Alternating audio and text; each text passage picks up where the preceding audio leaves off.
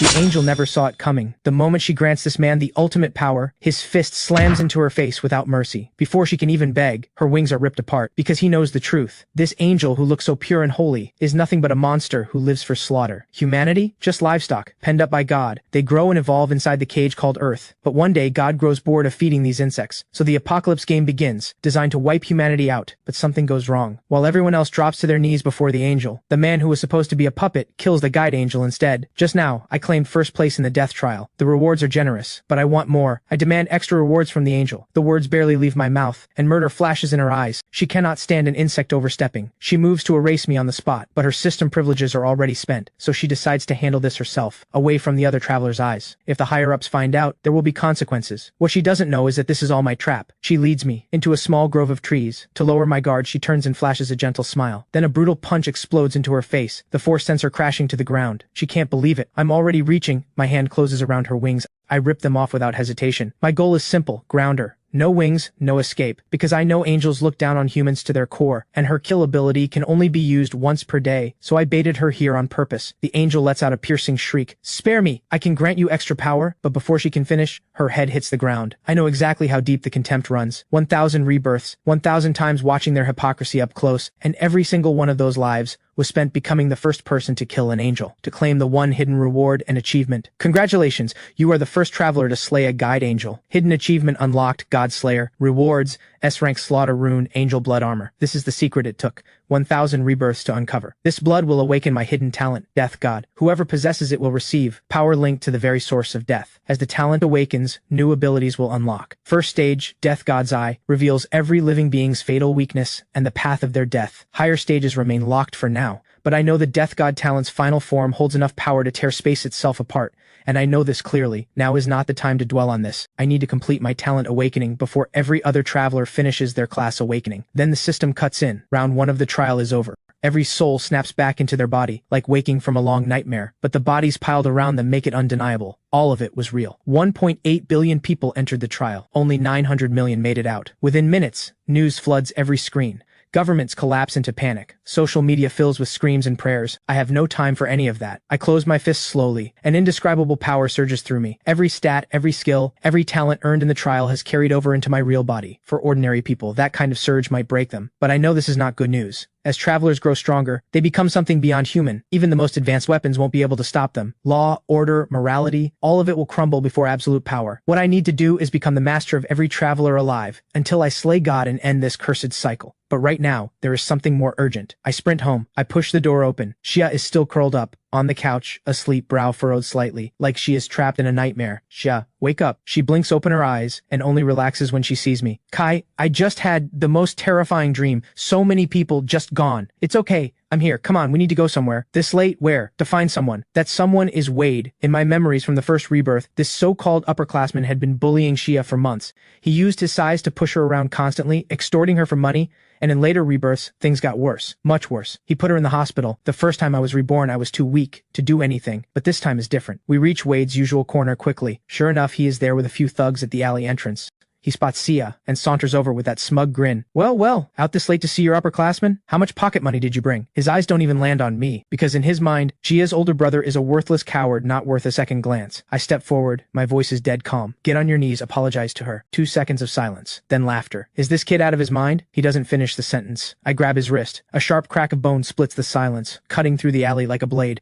Wade's laughter dies instantly, replaced by a scream that tears through the night. His crew snaps out of it and rushes me with whatever they can grab. I tilt my head around an iron rod and drive my palm into the first guy's chest. His whole body launches off the ground and crashes into the wall. The second one is faster, a straight punch aimed at my face. I sidestep it effortlessly and grab his collar. I toss him like he weighs nothing, start to finish, under 5 seconds. The alley is quiet now. Wade sits slumped on the ground, clutching his crushed wrist, face white with fear. I crouch in front of him, eyes like ice. Did you miss the news? 1.8 billion people entered the trial. 900 million of them died, and I took first place. Wade's pupils shrink. Of course he saw the news. The whole world has been covering the disaster. Those who survived came back with power beyond human limits. They're called travelers, and the man right in front of him is ranked number 1. From this day forward, if you ever appear within Xia's sight again, anywhere near her, I will make your life worse than death. I turn and take Xia's hand. Her hand is trembling slightly. Kai, when did you get so strong? You never have to be afraid of anyone again. But when we get home, I don't rest. I open my laptop and begin the real plan. Memories from past rebirths tell me, after the trial begins, the global economy, will suffer a violent collapse within 3 months. But before that happens, one stock is going to explode, hundreds of times over. The Stellan Group. Its CEO, Marcus Chin, is a traveler himself. In past lives, he was one of my most important allies. He carries a hidden talent, Dark Knight, brutally powerful. Over the coming months, he will use his power as a traveler to rapidly expand his business empire and drive the Stellan Group from a small newly listed company to a trillion-dollar giant. I take every coin I have saved, together with the gold coins I brought back from round 1, and pour it all into Stellan Group stock. 2.5 days later, the stock explodes. My assets skyrocket, but I don't stop. I roll every single gain back into Stellan Group. Using knowledge from past lives, I work my way inside their operations and run the cycle 3 times. Within 1 week, the number of zeros in my account balance becomes mind-blowing. I become the mystery shareholder holding 31% of the Stellan Group. Shia stares at the bank notification, completely frozen. Kai, are there too many zeros here? How much is this? Enough to last you several lifetimes. You didn't do something illegal, did you? I smile and say nothing. Then I use the funds to purchase a top-tier luxury mansion with 360-degree security monitoring and round-the-clock private guards. Zia thinks it is too much. Kai, just the 2 of us in a place this big? The more expensive the home, the better the security. Every month on the first day, a traveler's soul gets pulled into the trial. During that time, our physical bodies are completely helpless. That is when we are most vulnerable. No matter how powerful you are inside the stellar realm, if your body dies in the real world, everything ends. The color drains from Shia's face instantly. 2.5 days later, round 2 begins. I ruffle Shia's hair and tell her not to worry. The guards will protect her the entire time my soul is away. When I open my eyes again, I am already in the stellar realm. Unlike round 1, this time we are not on a barren plain. We are inside an ancient stone city wrapped in dense forest. The air carries a distinct fragrance, the scent of the tree of life, unique to the stellar realm. Every traveler has been sent here, and many of them recognize me. First place from the last trial, the Black Scythe. The crowd instinctively keeps its distance, their eyes full of awe and unease. Then, an angel appears out of thin air. Everyone wonders why it is not the same one as before. She smiles and explains that the previous guide angel had an accident, and she will be guiding the travelers through round 2. In my eyes, just another mask hiding the same rot underneath. Then the angel announces the rules. In this round, travelers must elect a zone commander within 3 hours. The good news, no killing required this round. The winner commands all travelers in the zone and can even decide who lives and who dies. Voting opens in 2.5 hours. Those who complete the vote will be sent back to the real world. The crowd erupts with relief. No killing, they love that. But I know the truth. Electing a zone commander is not the real priority. Round 2 has a hidden mission, but it only triggers at level 10, so I don't linger in the city.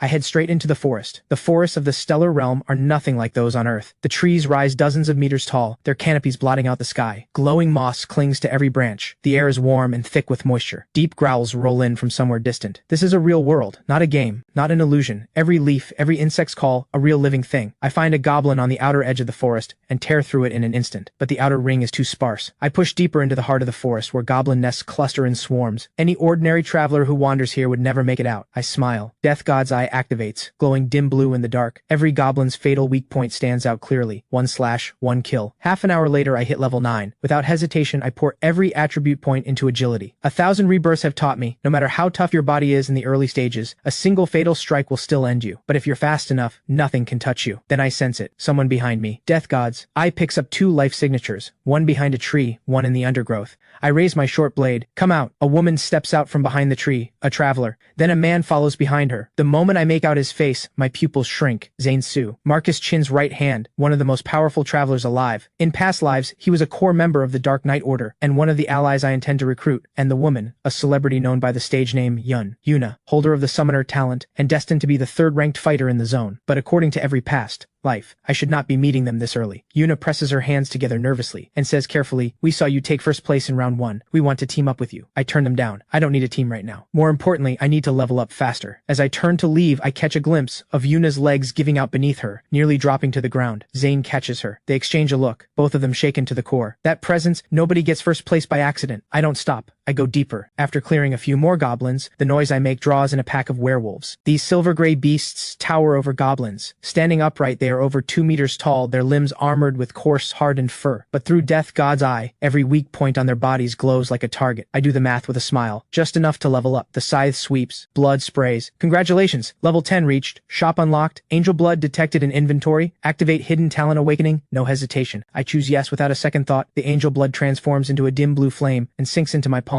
In an instant, a trembling surge of power erupts from the depths of my soul. My shadow on the ground warps and twists, and solidifies into a pitch-black scythe. Hidden talent Death God. Stage 1 awakening complete. Exclusive weapon obtained, Soul Eater Scythe. Death God's Eye activated. Eternal Night Domain, Soul Reap, unlocked. Death Mark obtained. Damage to targets increased by 120%. Title obtained, Godslayer. Bonus effect, double damage against divine beings. I open the shop, spend 20,000 gold on a tracking skill, and lock it onto someone I've hated for a very long time. Hector Ming. Surprisingly, he's not far from me at all. Good, but before I go after him, a commotion erupts somewhere deep in the forest. Not monsters. Human voices. Wait, not entirely human. Mixed in is something clearer, something ethereal, like water trickling through trees woven with wind. I follow the sound. Through a sprawling thicket of giant ferns, the scene ahead stops me cold. A group of travelers has someone cornered, weapons out, faces lit with greed and hunger. In the center of the ring, a young girl is curled up against the roots of a massive tree. She is not human. Pointed ears peek through silver-white hair, her skin so pale it is almost translucent, her silver hair matted with blood, her emerald eyes burning with fear and defiance. She is an elf, a native of the stellar realm. In my memories across 1,000 rebirths, the elves are among the oldest races on this continent. They live in harmony with nature, gifted with powerful magic and lifespans that stretch for centuries. But as God's trials keep descending, waves of travelers flood the stellar realm, and the elves' territory is devoured piece by piece. Their race is nearly extinct, and this girl, my Death God's Eye sweeps over her. Her life force is draining fast, multiple wounds cut deep enough to show bone. But what shocks me is the magic surging inside her, the bloodline power of elven royalty. Mind your own business. The lead traveler turns around, takes one look at me, and his expression shifts. He clearly recognizes me, but greed beats fear. This elf is worth a lot. The system says killing a rare race gives special rewards. If you want to cut, we can work something. He never finishes. I'm already in front of him. The Soul Eater Scythe drives through his chest. Since you know my name, the rest of the group finally reacts and rushes me all at once, as if they could ever be a match for me. The forest falls silent quickly. I wipe the blood from my face, pull the blade free from the last body, and turn to face the elf girl. She is still curled against the roots, clearly frozen by what she just watched. Her lips tremble slightly, but she never begs, defiant, but mostly terrified. In her eyes, travelers and invaders are the same thing. I crouch down, trying not to look threatening. What is your name? She is quiet for a moment. Nari. Her voice is hoarse and faint. Your wounds are deep. They need treatment. I take a healing vial from my inventory and set it in front of her. Nari stares at it for a long moment. Then a trembling hand reaches out and takes it. She bites the cap off and pours the liquid over her wounds. The green fluid soaks into her skin and the cuts begin to close, visibly, before our eyes. What about your people? Her body goes stiff. Dead. Just 2 words, like they cost her everything. My father died defending our home when the last trial came down. My mother, 3 days ago, was killed by... She glances at me, hesitates, then says, invaders. The entire Jade Forest clan is gone. I am the only one left. The elf race faces extinction. In every past life, I never encountered an elf survivor during round 2, which means in the original timeline, Nari, most likely, would have already been dead by now. It was me who scattered those travelers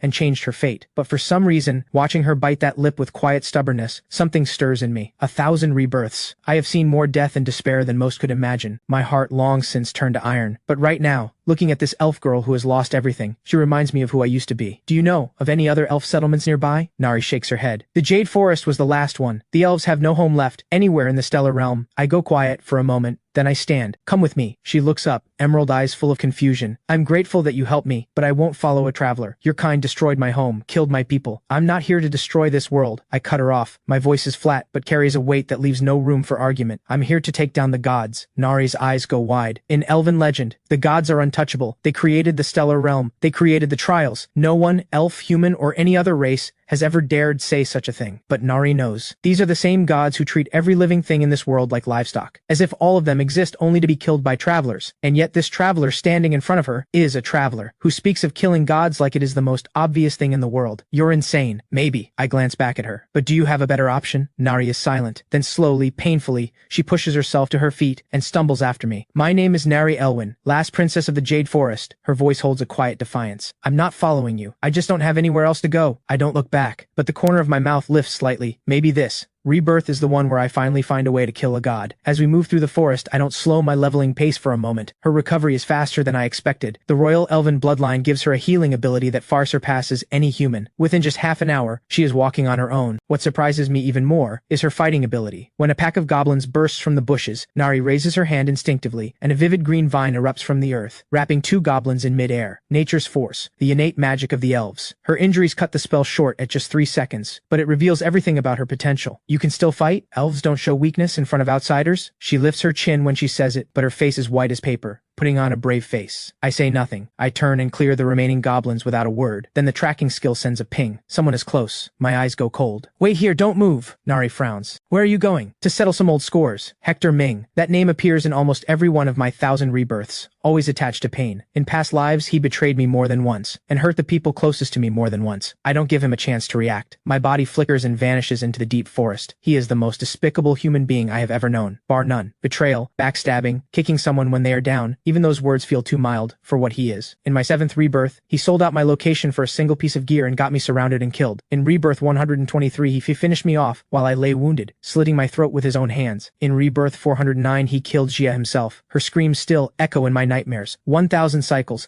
not one exception. No matter how I alter the timeline, no matter how many chances I give him, this man is rotten to the core, a monster wearing a human face. So starting from my 500th rebirth, I stopped hesitating. Every life, if I see Hector Ming, kill on sight. Deep in the forest, a hunt is already underway. Yuna's left leg has been slashed, open to the bone. Blood soaks through half her pant leg. She leans against a tree, her face drained of color, leaning against that tree, face as white as bone, lips faintly purple from blood loss. Zane stands in front of her, short blade raised, his grip hand split and bleeding, but his eyes don't waver. And in front of them, Hector Ming and 6 of his men slowly close the circle. Nowhere left to run? Hector grins, grass stem hanging from his lip. Be good, and I might let you live. Hey sweetheart, you're not bad looking. Stick with me and you'll be living like royalty out here. Shut up. Zane's voice is ice. Ooh, look at the backbone on this one. Hector tilts his head, a flash of cruelty crossing his eyes. Then let's break that backbone first. Snap it clean, and see how tough it really is. All 6 men move at once. Zane is no pushover. His blade deflects the first 2, but the 3rd man's spear punches through his shoulder. The 4th man's iron rod crashes into his back. He drops to one knee, teeth clenched, refusing to fall. Hector saunters over, towering above him. Still fighting it? He lifts his foot and grinds it into Zane's wound. Zane lets out a muffled grunt, veins rising on his forehead, but not a single cry escapes him. Interesting. Hector pulls his foot back and turns to look at Yuna. Since he won't cooperate, he never finishes. A pitch-black scythe rests silently against his neck. The blade sits less than a millimeter from his carotid artery. Hector goes rigid. He didn't even sense anyone approach. Rigid. Not a single footstep.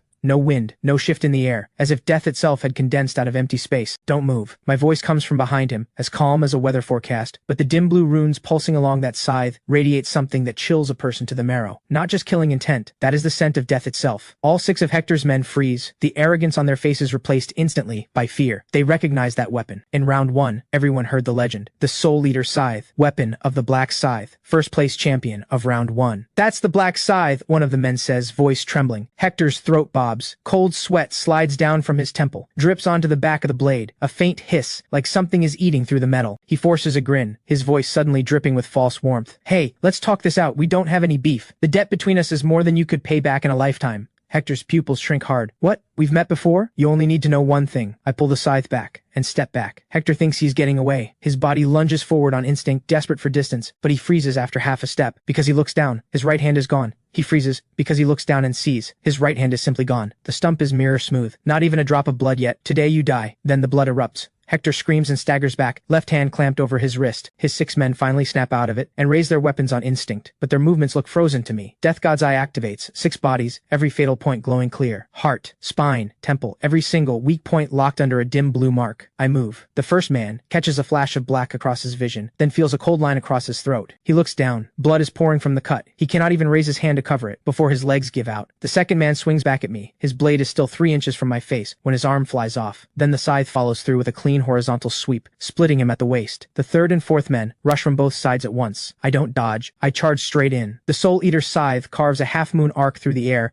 leaving a trail of dim blue light behind it. Both men fall in opposite halves. The last one, the biggest of them all, feels his legs give way. His weapon slips from his fingers. He crashes to his knees. Please, spare me. The Soul Eater scythe falls. Spare me, start to finish, under 4 seconds. 6 bodies. The smell of blood spreads through the forest. Hector collapses to the ground, shaking like a leaf. Those 6 men, every one of them had survived round 1. Every one of them carried strength and reflexes beyond human limits. But in front of this man, they were as fragile as paper. Hector finally grasps one truth. The man in front of him exists in a completely different world. You can't kill me, he screams himself hoarse. Every trace of arrogance and mockery is gone, replaced by naked fear and raw survival instinct. If the population drops, the quota for completing the mission decreases. Killing me does nothing for you. I walk toward him slowly. Every step I take, Hector crawls back 1 step. His back hits a tree. Nowhere left to go. Please, His voice breaks like a rat with a hand around its throat. I can work for you. I have intel. I know things about everyone. I can and you can what? I stop in front of him and look down. Death, God's eye. Hector's life thread flickers like a candle in the wind, weak and pathetic, ready to go out at any moment. You can sell out my location in the 7th life. You can slit my throat in the 123rd or in the 409th. I crouch down. The tip of the scythe rests under his chin. Tip of the blade under his chin. Cut down my sister, right in front of me. Hector's pupils go tight. He has no idea what I am talking about, but the hatred in my eyes, cold and absolute, makes his very soul tremble. I don't know what you're talking about. Hector sobs and wails, face slick with tears and snot. I swear I don't know. We've never met. Please let me go. I'll never. You're right. You don't know. Because those things haven't happened yet. I stand. The scythe rises. Hector's scream cuts off. A mass of gray soul energy rises from the body, absorbed by the Soul Eater scythe. I look at the 7 bodies on the ground without expression. Zane and Yuna have witnessed all of it from start to finish. Yuna's face is drained white. She covers her mouth, fighting back the sickness rising in her throat. That overwhelming, emotionless way of killing, like stepping on a line of ants. Zane swallows hard. Both of them bow quickly in gratitude, but both instinctively keep their distance. Thank you for saving our lives. Zane's voice is slightly rough. He hesitates, then can't help himself. You and that man, it seemed personal. One word. No further explanation. Zane is smart enough not to push. After we part ways, I return to where I left things. Nari is still there, leaning against a tree, waiting. The moment she sees me, her emerald eyes flicker slightly, then her gaze drops to my clothes, my arms, the dark red stains on my face. You're covered in blood, not mine. I know it's not yours. She pauses, emerald eyes calm and steady. 7. A few seconds of silence. They deserved it. They deserved it. She picks up a broad fern leaf nearby, soaks it in the stream and walks over. Lower your head. What for? You have blood on your face. Lower your head. I lean down. She rises onto her toes, using the damp leaf to gently wipe the blood from my cheek. She doesn't ask why I killed them, doesn't ask who they were. No fear, no disgust. As if this is the most normal thing in the world. He went out, killed people who deserved it, came back with blood on his face. Just clean it off. That is all. Done. She steps back and checks her work. There's still a bit. Forget it. It won't come off. We'll wash it properly when we get back. With water. Thank you. For what? She turns her face away, the tips of her ears faintly pink. Let's go. Don't you still have leveling to do?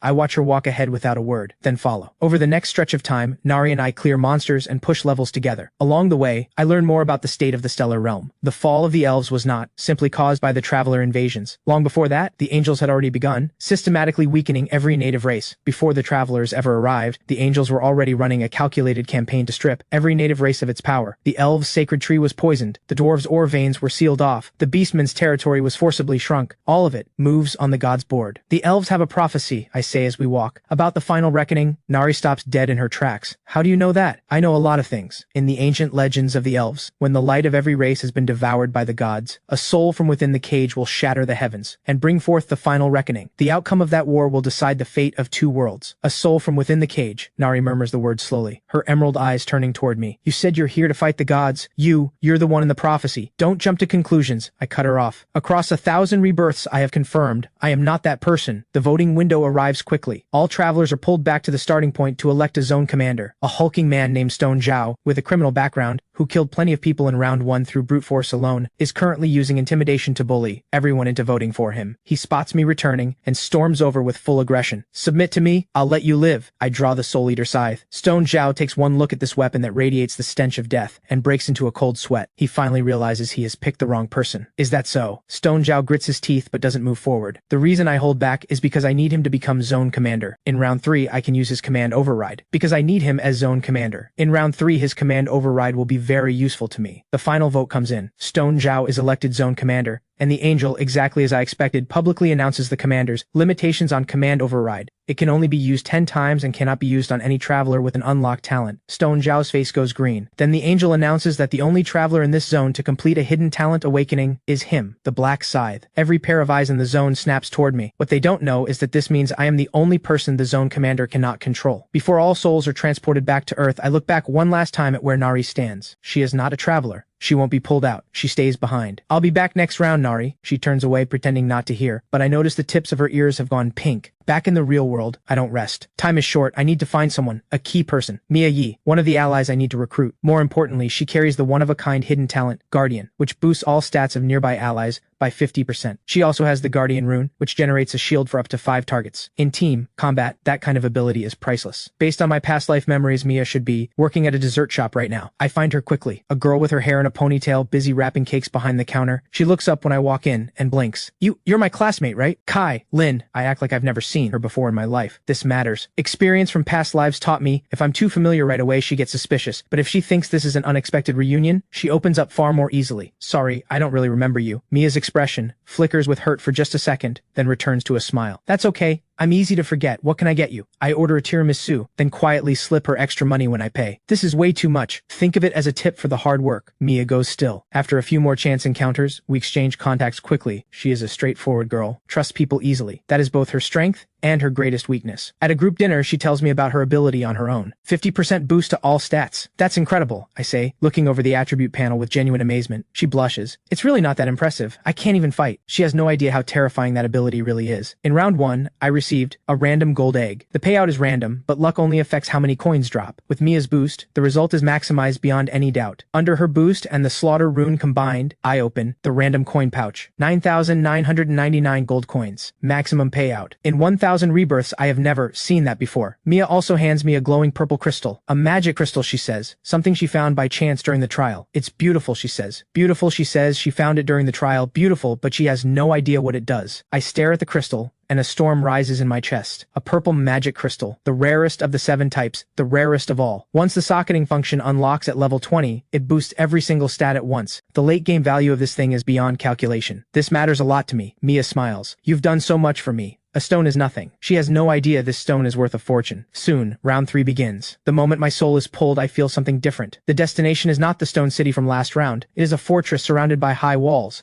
At its center stands a massive crystal relic. This round, we are divided into zones again. The travelers in my zone are dropped inside the fortress, 4,900 of us. An angel descends and announces, with a smile, the rules everyone dreads. Guard the relic, keep it intact for 3 hours, and advance. 1,250 advance. 3/4 are eliminated. The rules are simple. Every 30 minutes, monsters launch a wave of attacks on the relic. The traveler's job is to defend it. Final rankings are based on kill count. Top 1,250 live. The rest die. Stone Zhao sees right through it. Whoever kills the most monsters wins. And since he holds command override, this round should be easy for him to control. But then the angel's next words drop him into freezing water. The zone commander may use command override this round. However, if the commander is killed by a traveler, the killer immediately inherits the commander position. If the zone commander is killed by a traveler, the killer inherits the title and the 10 command override uses are fully reset. Every cold, calculating eye in the room locks onto Stone Zhao. I walk up beside him. Don't be scared. I'm not here to kill you. I can keep you alive, but you do exactly what I say. His pride gets the better of him. He refuses. I already saw this coming. Then from this point forward, whether you live or die is not my problem.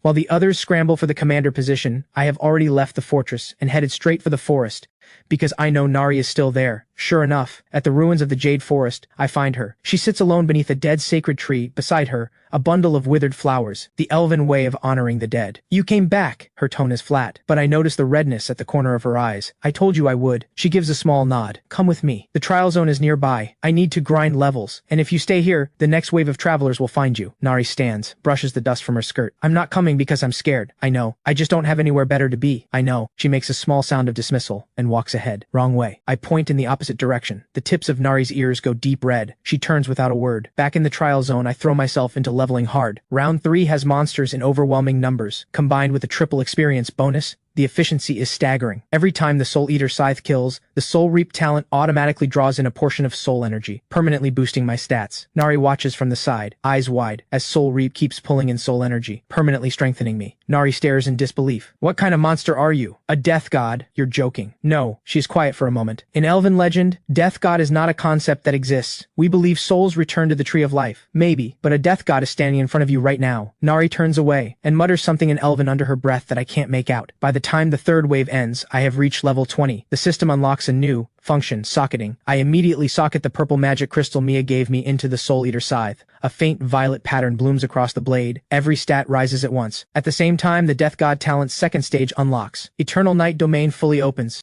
New skill unlocked. Night of Death turns a 1-kilometer radius into permanent darkness. Inside that darkness, the Death God's attack power doubles and attack speed increases by 50%. All targets outside the Death God's side have their vision severely limited. Death God rune obtained. Attack power plus 100% during the day. Attack speed plus another 50% at night. Night of Death. In an instant, centered on me, every source of light within 1 kilometer is swallowed. The sky turns pitch black. Only my eyes burn with a dim blue glow. The fourth wave of goblins surges in and is swallowed by the dark. Inside the eternal night domain, they stumble blindly in all directions, and I move through the darkness with a soul-eater scythe. Like a death god walking through the dark, every slash a precise harvest of life. Through the black, only the goblins' dying cries, and the sound of the scythe cutting air. Nari stands at the edge of the darkness, emerald eyes fixed on that figure, harvesting everything in the black. Her heart pounds, not from fear, because inside that suffocating darkness, that figure radiates something that makes her feel inexplicably safe, like the only lighthouse in the night. After clearing the fourth wave, I hit 20,000 gold and buy the recon skill. Meanwhile, Stone Zhao's side has completely fallen apart. The fourth wave comes as powerful werewolves, 10 times the number of surviving travelers. Stone Zhao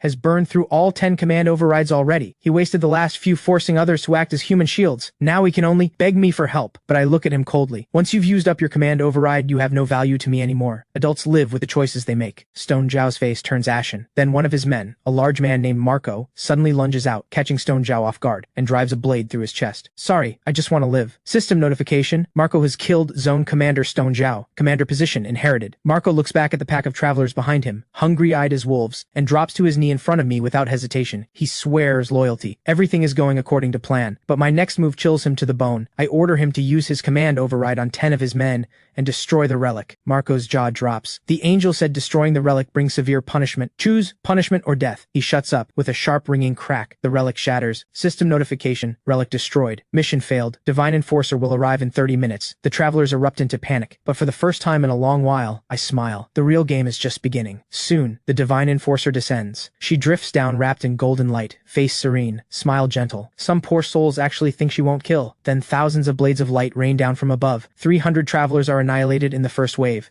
I use the chaos to loop around, behind the Divine Enforcer. Death God's eye locks onto her weakness. The Divine Enforcer has no sense of hearing. Vision is her only sense. I leap, release Death Mark, damage boosted by 120%. Combined with the Godslayer title's double damage, the Soul Eater's scythe drives straight into her eye. One hit, 40% of her health gone. She screams in agony and releases a barrier to trap me, but I know every one of her moves. In the last second before the barrier closes, I break free. I circle back around and slash out her other eye. Blind now, the Divine Enforcer goes berserk, releasing volleys of light blades, firing in every direction without aim. Night of Death. Darkness swallows all light in an instant. Inside the Eternal Night domain, the light blades lose most of their power. I move through the black. One slash severs her left wing. Another takes the right. The Divine Enforcer enters a near-death state, triggering her passive skill, Final Radiance. 60. The Divine Enforcer in near-death triggers the passive skill Final Radiance. Immune to all damage for 60 seconds. I move to a safe distance and wait in silence. 60 seconds pass. The light fades. The Soul Eater's scythe sweeps a perfect arc and takes her head. Congratulations, Divine Enforcer defeated. Level up by 3, 8,000 gold coins rewarded. Bonus reward of 4,000 gold coins. Title obtained, Defier of Divine Judgment. Reduces damage from divine beings by 80%. Condensed Divine Sense obtained ×1. Divine Radiance rune obtained. My level reaches 30. The Divine Radiance rune pumps my intelligence up by 30 points directly, boosting skill damage by 30%. This is the real reason I destroyed the relic. Only by killing a Divine Enforcer can you earn rewards that are impossible to obtain through any normal path. The angel descends again and announces the rankings. Zone-wide first place. Black Scythe. Kill count 3,631. Every traveler present falls silent. Someone whispers, "Is he really level 30?" When the angel reads the elimination list, thousands of travelers who fell short are consumed by flames, reduced to ash. Yuna trembles so hard she can barely stand. Zane grips her hand tight, and Nari stands in the shadow of the trees in the distance, watching in silence. Her emerald eyes reflecting the sea of flames. Her expression unreadable. This is the world of travelers. Brutal and cold. The strong devour the weak, but the man who calls himself a death god stands before thousands and says, "Are you just going to stand there and watch your own kind get slaughtered?" Nari's heart lurches. She suddenly thinks, maybe, the prophecy in elven legend is not just a legend. Back in the real world, I begin the next phase of my plan. First, eliminate a threat. Xavier Zhang. He obtained, during the trial, the Flash rune, and that rune is what sets him on a path of destruction. In past lives, he used the blinding effect of the rune to commit countless crimes in the real world. But what makes him truly dangerous? He eventually finds the Mind rune, a rune that can read anyone's thoughts. With that in his hands, he is nearly unstoppable. In past lives, he kidnapped Shia and used her as leverage to force information out of me. In the fight that followed, I lost an eye. So every rebirth, I move first to find him, and take the Mind rune before he can. This time is no different. I put on a mask and head to an abandoned warehouse. Moonlight pours through broken windows and scatters across the floor. Xavier Zhang is already here, searching for the hidden mind rune. The gods have hidden special items in the real world too, and only a handful of people know where to look. When he sees a masked figure in the doorway, his face shifts. Who are you? Here to borrow something. Borrow what? I raise the Soul Eater scythe. The blade catches the moonlight, glowing cold blue. Your life. Xavier triggers the flash rune. Blinding white light erupts from his body, but the next second, blinding white light bursts from his body. But 1 second later, night of death. Darkness swallows every trace of light. Inside the eternal night domain, there is no such thing as light. I take it from him. The mind rune, freshly activated. The mind rune can read a target's innermost thoughts. With this, my meeting with Marcus Chin will go perfectly. A 5-star hotel on Saturday, one of Marcus Chin's hidden assets. 1,000 rebirths have given me secrets most people will never know, but today, I play the wide-eyed kid who knows nothing. Zane Su arrives first. He freezes the moment he sees me, a college student barely 20 years old. How could he possibly be the major shareholder behind $280 billion in investments? Every flicker of doubt is captured by the mind rune. Marcus Chin arrives fashionably late silver suit, black cufflinks. Every inch of him radiates wealth and cold distance. The late entrance is deliberate, a power move. I shake his hand with the most timid smile I can manage. He orders a feast fit for royalty. Put on a show. The wide-eyed kid seeing this world for the first time. I eat like I haven't seen food in days. Marcus watches and decides I'm no heir to any powerful family. This young and already this successful, did someone back you up? I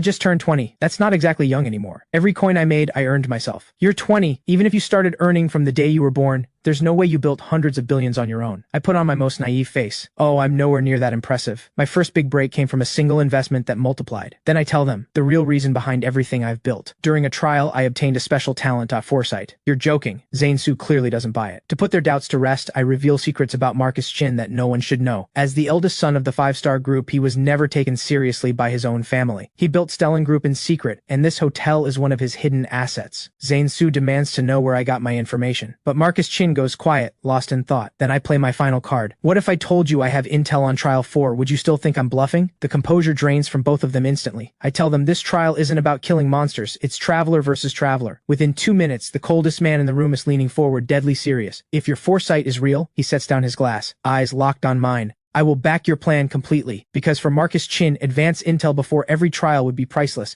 But the truth is, I'm no prophet. I'm someone who has been reborn 1,000 times. The prophet identity's just safer. If the truth about my rebirth got out, the higher angels, even the gods themselves, could come for me. But foresight, that's a talent people can wrap their heads around. It won't raise too many flags. Walking out of the hotel, I exhale slowly. The first piece is on the board. Next, I need to get trial 4's intel to Mia Ye. When we meet, I pull up in my new sports car. The moment Mia sees it, she freezes. Is this actually yours? Get in and find out. Mia, curious as ever, asks, how much did this cost you? I answer casually, 9 million. The number hits her like a wall. 9 million? Do you know how many small stores you could open with that? In my entire life, I'll probably never even see 9 million. Don't sell yourself short. A few days ago, I had nothing to, and look at me now. But Mia isn't listening anymore. She's completely lost in her own world. He has hundreds of billions. And he's here driving around with me. Does he like me? This feels like a date. A blush creeps across her cheeks. I watch her daydream and say, Mia, there's something I need to come clean about. She hears it as a confession. Her brain short circuits. Confession? I clear my throat twice, cutting through the tension. Come clean, as in tell you something. Mia waves her hands, laughing it off. She's joking, she says. Inside, she's already died 1,000 deaths of embarrassment. I get to the point. The reason I have this much money isn't luck. It's because I have a future rune A.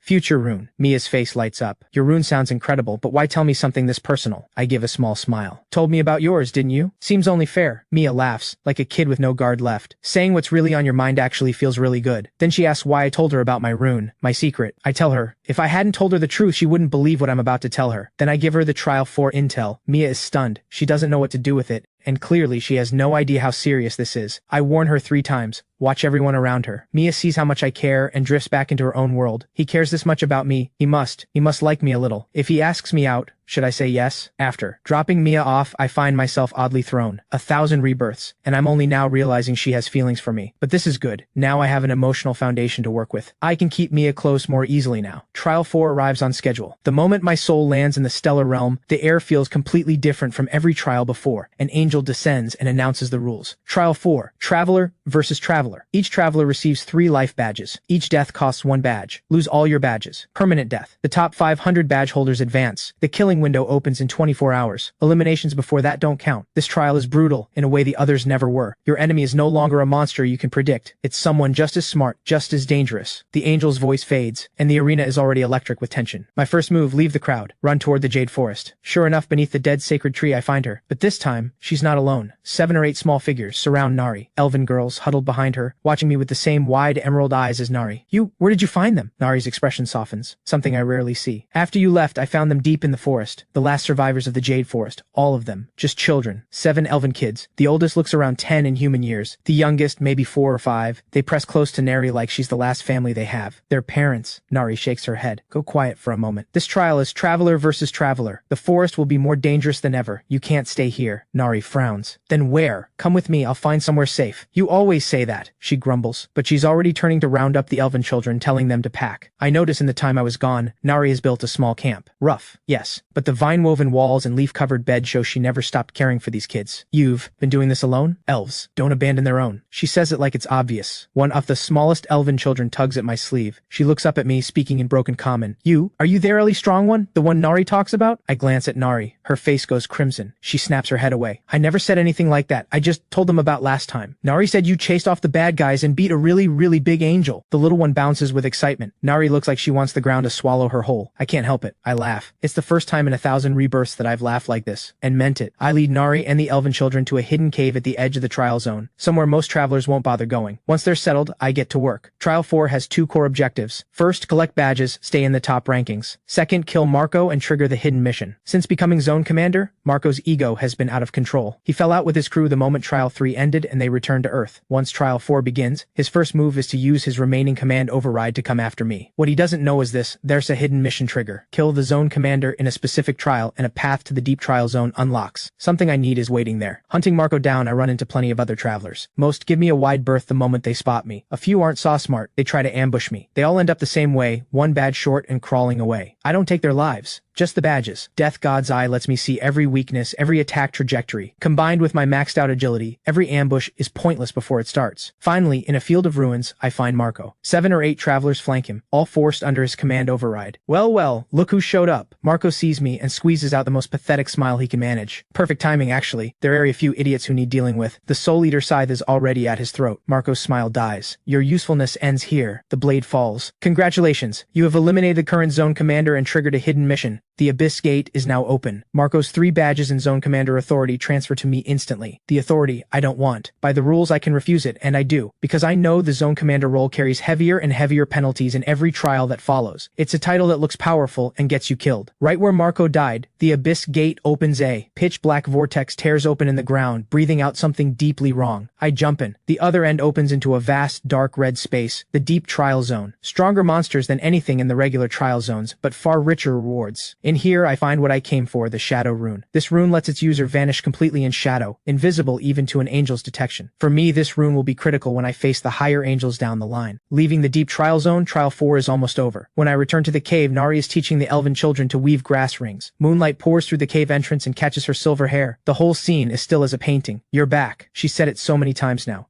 but each time her voice carries just a little more warmth. I'm back. The smallest elven child's name is Little Ye. She's not afraid of me anymore. She runs over and shoves a lopsided grass ring into my hand. For you. Nari says wearing one keeps away nightmares. I look down at it. A few seconds of silence. Thank you. Nari is watching from the side, the corner of her mouth barely lifting. That night, once the elven children are asleep, all of them, Nari and I sit at the cave entrance. The stellar realm's night sky is breathtaking. Stars blaze in shades of blue and green, nothing like the sky on Earth. The distant tree of life glows faintly, and the wind carries the scent of flowers. Thank you, Nari says suddenly. For what? Thank you for not killing them. Most travelers who find elven children either kill them for the loot or take them as slaves. You're the first one who helped. I'm not a good person. I know. She hugs her knees, chin resting on them. You've killed a lot of people. I've seen it. But you've never killed the innocent. That's enough. A long silence. What does your people's future look like? I don't know. Her voice drops. The elves have no future. The sacred tree is dead. Our land is taken. Every adult warrior is gone. All that's left is these few children, and me. There is a future. How would you know? Has your foresight kicked in again? Not foresight. A promise. I look her in the eyes. Nari goes still. Those emerald eyes hold the whole sky, and my reflection. When all of this is over, I will find the elves a new home. She opens her mouth, then closes it. She turns away and swipes quickly at the corner of her eye. Elves don't cry in front of outsiders. I know, so I'm not crying. You're not crying. Trial 4 ends. My soul snaps back. Back on Earth, I throw myself into every front at once. Marcus Chin, seeing how precisely my Trial 4 intel played out, now trusts my foresight completely. He reaches out first and proposes a full pivot for Stellan Group. You were right. His voice is low on the other end of the line. Tech path is a dead end. The traveler economy is rising. Got gear, medicine, intel. These are the currency of what's coming. And that's not all. I lean back into the couch. Within 6 months, governments across the world will start rolling out Losto-managed travelers. But law will never keep pace with power. You need to build a commercial empire covering the entire traveler ecosystem before those laws hit. A few seconds of silence. How far does your foresight reach? Far enough. The call ends. Zhao walks in carrying a cup of warm milk. What level are you? This kid has been burning with envy lately. Apparently her roommate's boyfriend hit level 11 and went through class awakening. Brags about it at school every day, 1 level above her boyfriend. I answer without looking up. Can't let people know my real level. A level 30 traveler. If the wrong people find out, Sia becomes a target. Even so, Sia is practically glowing. You're incredible. I'm going to school tomorrow to show everyone. Grow up. She makes a face and runs back to her room. I shake my head and get back to work. On the investment side, Stellan Group's stock is climbing exactly as predicted. By my memory, within 3 months, it will be the largest traveler economy company in the country. But that's just the surface play. Quietly, I'm doing something else entirely. Buying up abandoned land across surrounding areas, quietly so no one notices. Past memories tell me that in 6 months a spatial rift will open between Earth and the stellar realm. Creatures from another world will pour through, and the rift will open right where I've been buying. When that happens, this land becomes prime hunting ground for travelers. The value will surge 10,000 times over. More importantly, control the hunting ground, and you control how every traveler gets their resources. That's real power. Days blur past. In the gap between each month's trials, my life runs on multiple tracks. 1. Real-world strategy, working with Marcus Chin, expanding the land holdings, managing a world growing more chaotic by the day. 2. Prepping for the next trial, upgrading gear, buying skills, training alongside Mia Ye. And 3. Before every trial ends, I stop by the cave to check on Nari. As the trials go on, I spend longer and longer in the stellar realm, and Nari's attitude toward me shifts from wariness and cold distance into something harder to name. She stops saying, I just have nowhere else to go. Now it's, when are you coming back? Once I bring materials looted from monsters and patch up the cave. You can't live in a cave forever. Elven ancestors lived in worse. But you were a princess. Former princess. She crouches by the stream, scrubbing the clothes, little ye dirtied silver hair trailing into the current, carried by the water. I don't know how long I stare. What are you looking at? She doesn't look up. Nothing. Liar. The mind rune can't read an elf's heart. I'm not using the mind rune. Then what are you looking at? You washing the clothes. What's so interesting about that? You're doing a good job. She finally looks up. Those emerald eyes glare at me, but the corners of her mouth betray her. She says softly, boring. That's the feeling. A stillness and warmth I have never once felt across 1,000 rebirths. Like a light appearing suddenly in endless dark. Trials 5 and 6. My level climbs to 50. Death God's 3rd stage unlocks, Soul Reap, full form. Every living thing I kill, its soul energy is fully absorbed. Once that accumulated energy crosses the threshold, the 4th stage unlocks. At the same time, my team keeps growing. Marcus Chin is now my official ally. His Dark Knight talent has reached the 2nd stage of awakening. Combined with my Eternal Night domain, the two of us together are nearly unstoppable. Zane, Sue, and Yuna join the team. Yuna's summoner talent advances during Trial 5. She can now summon powerful elven guardians. Mia Yi's guardian talent provides team-wide buffs and shields that are decisive in every group fight. Meanwhile, in the stellar realm, Nari is no longer just the elven princess I happen to save. Through trial after trial, her strength has grown at a stunning pace. The royal bloodline of the elves is awakening. She can control every plant and natural element within 100 meters. More importantly, her knowledge of the stellar realm goes far beyond any travelers. Ancient ruins, hidden treasures, forbidden zones, secrets only a native would know. They give us an edge in every trial. She also introduces me to other locals of the stellar realm. The Dwarven Master Smith, a hot-tempered red-bearded dwarf who raises his hammer the moment he sees a traveler. When he learns I help the elves, he grudgingly agrees to deal with me. His weapons and armor leave system store gear in the dust. The young Beast Tribe warrior, Ray's Baru, 2nd son of the Silver Wolf clan. In a traveler raid, he lost an arm and came out fiercer than ever. He despises travelers but holds Nari in deep respect because the elves once saved the Silver Wolf clan a century ago. Then there's the mysterious half-elf alchemist, Vesper. No one knows her real name. She sells rare potions on the black market. These stellar realm locals gradually form a network in this world, a power centered on me, quietly taking shape across 2 worlds. But not everything is going smoothly. On the eve of Trial 7, I received troubling news. Through his intelligence network, Marcus Chin has uncovered a shadowy organization operating on Earth. Every member is a high-level traveler. They call themselves the Chosen. The Chosen preach that travelers are the chosen people of the gods. Ordinary people should bow to traveler rule. This idea resonates deeply across the traveler community. More and more travelers are stepping outside the law, using power to bully ordinary people. What's even more chilling, the angels may be pulling strings behind the Chosen. If the angels are backing this organization, Marcus Chin's voice comes through the phone, heavy and cold, then the gods don't just want to wipe out humanity through the trials. They want to fracture the survivors from within. That's exactly how they work. You know this? I've seen it. Marcus goes silent. He stopped questioning my foresight a long time ago. Then what do we do? Cut the roots before they grow. That's also also why I've been buying that land. Control the resources, and you choke every traveler organization at the throat. After the trial ends, I make a decision no one expects. I'm bringing Nari to Earth. Death God's third stage has fully awakened. The energy built up through Soul Reap has reached something deeper, the barrier between worlds. In 1,000 rebirths, no one has ever successfully brought a stellar realm native to Earth. The barrier was put in place by the gods. In theory, it cannot be crossed. But what is the Death God talent at its core? Mastery over death. And the barrier's nature is a kind of ending. It ends all connection between worlds. If Death God masters endings, then I can tear that gate open. That night, in the clearing outside the cave, I raise the Soul Eater scythe above my head. Every ounce of stored soul energy floods into the blade. It becomes a mass of deep blue flame. Nari stands nearby, holding the smallest child, her emerald eyes reflecting the flame. You're really doing this? Her voice trembles slightly. Tearing the barrier open could alert the gods. Let them come. I bring the Soul Eater scythe down with everything I have. The blade cuts through nothing, and yet space tears. A black spatial rift rips open in midair. Through the other side, city lights blur into view. Death God talent stage 4 awakened. Spatial tear. You have gained the ability to open a gate between two worlds. Warning.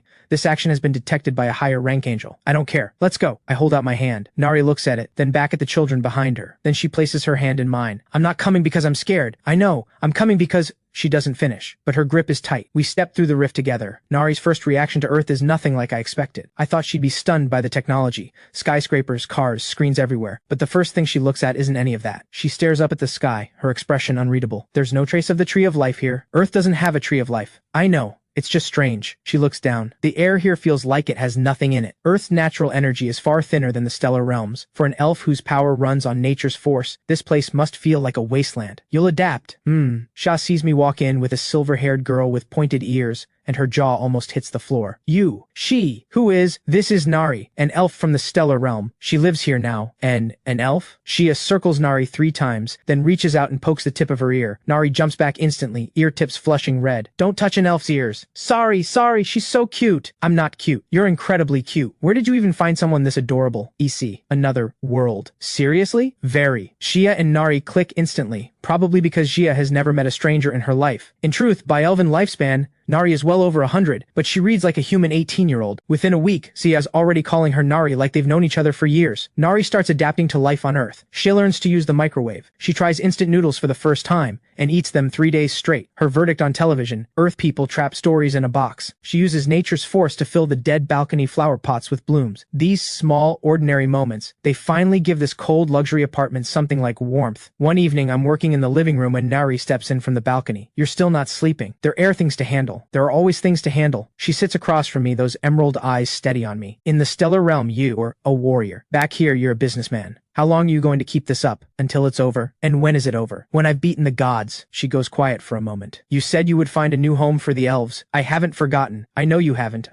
She looks down at her hands. I just want to say, you don't have to carry everything alone. I look up. Her expression is serious. None of the old stubbornness or cold distance. Just steady, quiet warmth. There's an old saying among elves, even the hardest stone needs the softness of water. You don't have to face all of this alone. I stay quiet for a long time. 1,000 rebirths. 1,000 solitary fights. I have spent so long carrying everything by myself, every weight, every loss alone. But now, looking into those emerald eyes, I find myself thinking, maybe this time I don't have to be alone. Okay, just one word. But Nari smiles, completely unguarded, completely real, more beautiful than any sky in the stellar realm. It doesn't last. Before Trial 9, warnings come from every direction. Higher rank angels are getting involved. In every trial before this, only lower rank guide angels and divine enforcers appeared. But starting from Trial 9, the trial overseer will be an arbiter angel, second only to the throne angels in the angel hierarchy. An arbiter's power is in a completely different league from a divine enforcer. In memories from past lives, the first time an arbiter angel appeared, it slaughtered over 10,000 travelers. Even a team of top-tier travelers above level 70 COD barely hold their own. On top of that, my spatial gate has already been detected by the higher angels. They're watching me. Be careful when you go out. I can take care of myself. I'm not questioning that. Then what are you? I know. She cuts me off. You're worried about me. I don't deny it. And what about you? Who worries about you? No one needs to. Liar. Trial 9 begins on schedule. The moment I enter the stellar realm, the pressure hits differently. The air is thick with a golden force, the forewarning of an arbiter angel's judgment domain. The trial itself is unlike anything before. Travelers must survive 24 hours inside a massive maze, fighting off endless waves of high-level monsters and each other. The arbiter angel roams the maze at random, appearing without warning, passing judgment on those she deems guilty. And I have killed a guide angel. I have defeated a divine enforcer, have torn the barrier between worlds. I am, without question, her primary target. Deep in the maze, I find a safe zone for Nari and the elven children. Grimtooth is there too, driven out of the dwarven land's last trial, now wandering this zone with his last few apprentices. Kid, the old dwarf swings his hammer. You've really done it now. An Arbiter Angel is nothing like those trash before. I know. Then why are you walking straight into fire? Because if I don't, what comes next won't just be an Arbiter Angel. In 1,000 rebirths, the pattern is clear. If the Arbiter isn't dealt with at this stage, what comes later will be far more terrifying. Better to take on the Arbiter while I still have a chance. I begin setting up across the maze. Using my tracking and detection skills, I map the Arbiter Angel's exact movement pattern, then lay a trap along her path. Not a physical trap, an information trap. I leave traces of my presence at a few key spots, leading the Arbiter Angel toward a specific location, the deepest chamber of the maze, a space sealed off by an ancient barrier. That place was once used by Stellar Realm natives in ancient times to imprison monsters. The seal has weakened, but its remnant power can still interfere with an angel's divine energy. Once everything is set, I walk in alone. The Arbiter Angel arrives exactly on cue. She is far more imposing than any divine enforcer, golden armor covering her from head to toe. 6 wings spread wide behind her, holding a sword blazing with divine light. Sinner, her voice is cold and absolute. You have committed the following crimes: slaying a guide angel, defeating a divine enforcer, and illegally tearing the barrier between worlds. By divine law, your sentence is eternal annihilation. I tighten my grip on the Soul Eater's scythe. Try me. The fight explodes in an instant. The Arbiter Angel is far faster than any divine enforcer. The Sword of Judgment comes down in the span of a blink. My agility is maxed out,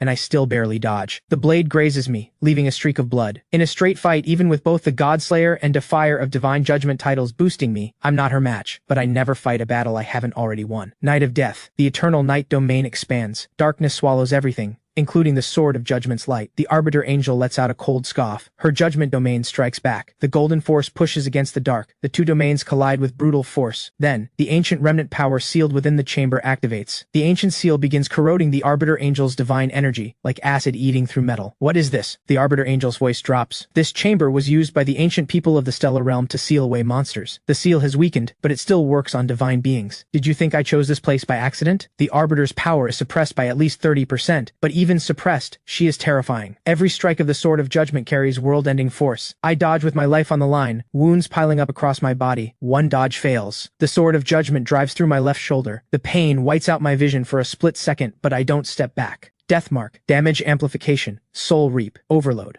I channel all soul energy into the Soul Eater's scythe, burning future potential as fuel, detonating several times my normal damage in a single blow.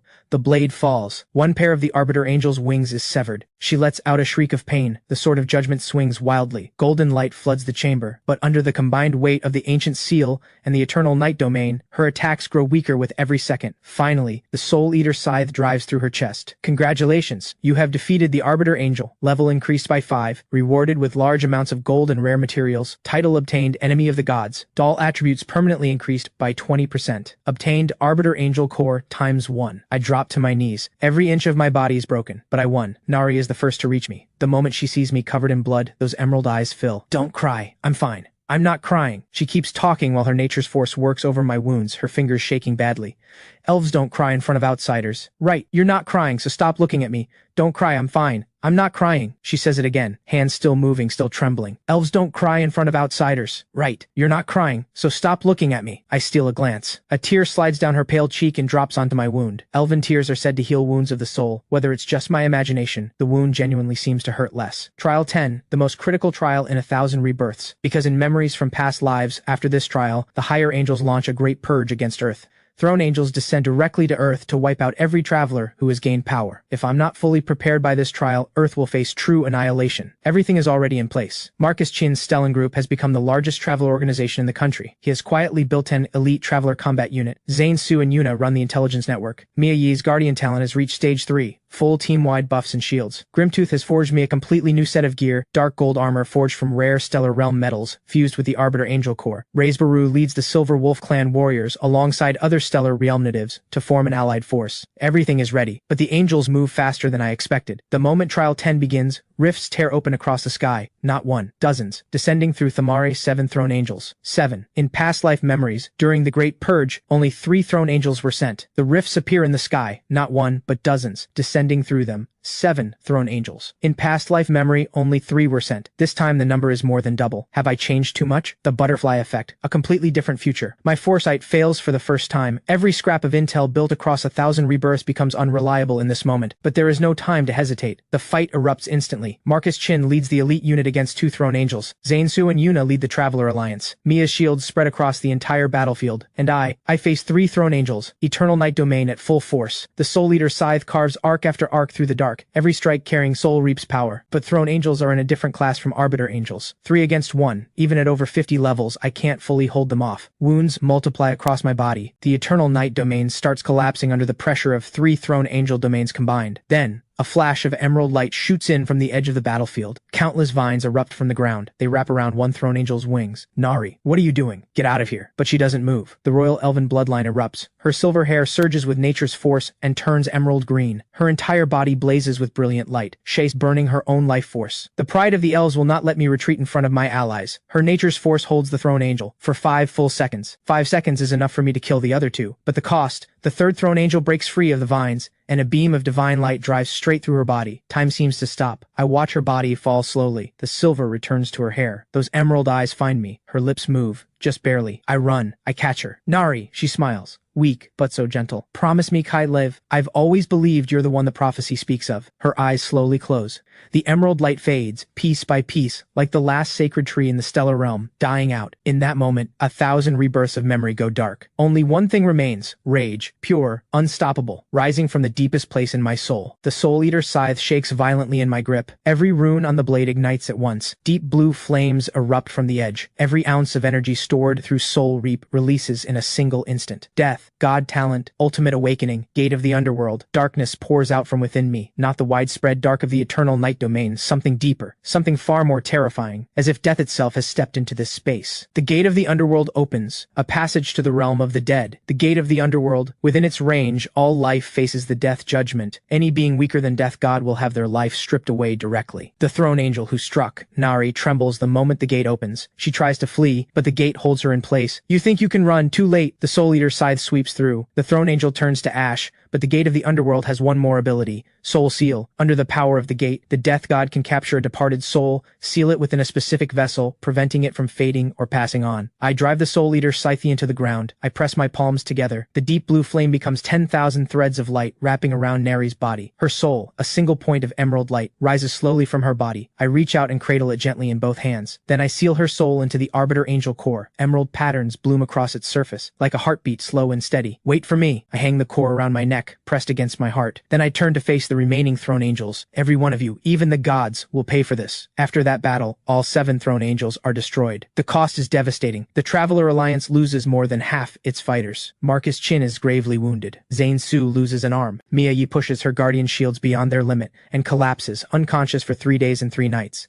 But the greatest cost of all hangs at my chest. The core, glowing faintly green, like a sleeping star. Back on Earth, Sia sees me walk in and throws herself at me. "Are you okay?" The words die before she finishes. Then she sees my face. Nothing like before. Not cold, not calm. Something hollow that she has never seen. "Where's Nari?" A long silence. "She's asleep for now." Shia sees the glowing core at my chest. She understands everything. She doesn't ask again. She just holds me tight. The days that follow are long. I pour everything into 2 things. First, build the forces, prepare for the final war against the gods. Second, find a way to bring Nari back. The soul seal is only a temporary measure. Her soul is preserved inside the core, safe from fading, but unable to wake. To truly revive her, I need something that can rebuild a body and perfectly fuse it with a soul. In the ancient records of the stellar realm, there is a legend, the seed of the tree of life. The elves' sacred tree died centuries ago, but legend says it left behind one seed before it fell. A seed holding the most primal life force in the stellar realm, capable, in theory, of reshaping anything, but no one knows where it is. I begin a long search. Every trial, beyond completing the required objectives and leveling up, I spend every trial beyond the necessary tasks and upgrade searching the stellar realm for clues. Grimtooth connects me with the ancient dwarven archives. Ray's Baru takes me into the beast tribe's forbidden lands. Vesper points me toward a few possible leads. Meanwhile, things on Earth are moving fast. The Chosen have actually grown stronger since the Great Purge. They claim the Purge proves travelers must unite against the angels, but their idea of unity is just traveler dictatorship. Marcus Chin's Stellan group stands in direct opposition to the Chosen. Governments around the world are finally waking up to the traveler threat and forming special task forces,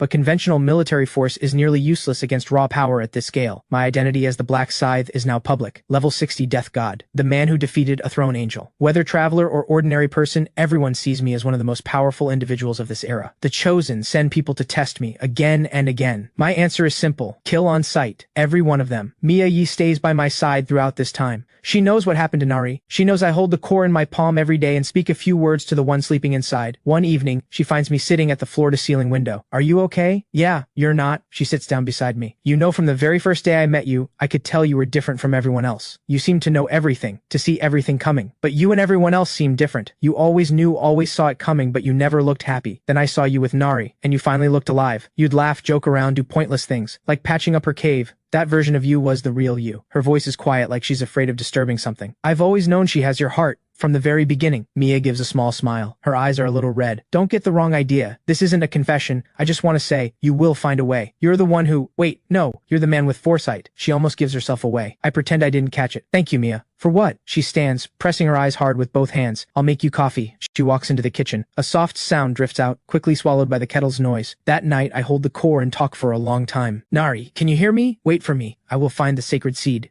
The core glows faintly green, as if in answer. Trial 12. The trial where I find the sacred seed. The lead comes from somewhere no one expected. The Abyss. The Abyss is the most dangerous place in the stellar realm, said to be the stellar realm's own abyss. The most dangerous place of all. A scar left behind by the gods at the moment of creation. The oldest and most powerful creatures in existence live here. Even angels refuse to enter. But according to the Dwarven archives, the reason the elves' sacred tree died is because its roots reach down into the abyss, and the sacred tree's last seed lies buried at the very bottom. I enter the abyss alone. There is no light here. But for a death god who commands the eternal night domain, darkness is home territory. The creatures here make every trial monster look tame. Giant shadow worms, abyss golems, void predators. Any one of them could wipe out an average traveler squad, but I'm already past level 70. The Soul Eater scythe cuts through everything in my path. Soul Reap keeps pulling in energy. The longer I fight, the stronger I become. At the deepest point of the abyss I find it, a seed the size of a fist, glowing with a faint emerald light, encased in a layer of clear crystal. The sacred seed. I tuck it carefully against my chest. Back above ground, the elven children Nari once cared for have grown quite a bit. Little Yi, she goes by Yi now. She can use nature's force on her own. Uncle, did you find it? I found it. Can Nari wake up now? Soon. The revival ritual takes place at the boundary where the stellar realm and Earth meet. The same place where I first tore open the spatial gate. The energy of both worlds converges here. Marcus Chin, Yuna, Mia Yi, every ally is present. Grimtooth, Raze Baru, Vesper, the stellar realm allies are all here too. The elven children form a circle, channeling nature's force into the ritual. I press the sacred seed into the earth. Then I place the Arbiter Angel core, holding Nari's sealed soul directly above it. Finally, the gate of the underworld. But this time, I'm no there to take a life. I'm here to give one back. The gate of the underworld runs in reverse. The deep blue flame becomes something soft and warm, wrapping around the core and the seed. The sacred seed stirs. A small emerald sapling pushes up through the earth, growing visibly before our eyes. Its leaves radiate warmth, as though reaching out to hold something. The emerald light in the core grows brighter and brighter. Then it cracks open. A shape of light slips through the fracture and slowly takes form. It becomes a body. Silver hair, pointed ears, skin so pale it's almost translucent. Nari, her lashes tremble barely, and then those emerald eyes open. You, she looks around, looks at herself, then looks at me. How long was I asleep? Too long. You look a little older. I don't. She laughs. That laugh I know so well, stubborn and gentle all at once. Elves don't cry in front of outsiders, and then the tears fall.